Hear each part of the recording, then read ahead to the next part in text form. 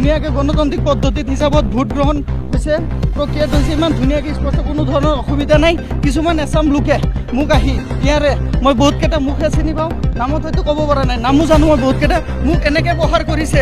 সেইটো মই আইনী ব্যৱস্থা মোক হ'ব লাগে। পোনপ্ৰথমে মই উপায়ুক্ত হয় হয় কুৰ্চীডালক মোক বিৰোধী দলৰ কংগ্ৰেছৰ মানুহবিলাক মোক মাৰপিট কৰিছে। মোৰ যিটো এগেইনষ্টৰ পাৰ্টি আছিল সেইকেইটাই মোক অত্যাচাৰ কৰিছে, এনেকৈ মাৰধৰ কৰিছে। মই আজি ক্লান্ত হৈ পৰিছোঁ, মই একো ক'ব পৰা নাই। মই উপায়ুক্ত মহোদয়, আমাৰ CM মুখ্যমন্ত্ৰী মহোদয়লৈ মোৰ বিনম্ৰ অনুৰোধ, এই পদ্ধতিত মোক এনেকৈ যে প্ৰহাৰ কৰিল সেইখন আইনী ব্যৱস্থা ল'ব লাগে আৰু এইখন আইনী ব্যৱস্থা হ'ব লাগে, মোৰ এইটো অনুৰোধ হয়। মই আজি এখন সভাপতি হিচাপত মই নিশ্চয় কৰিম। মোৰ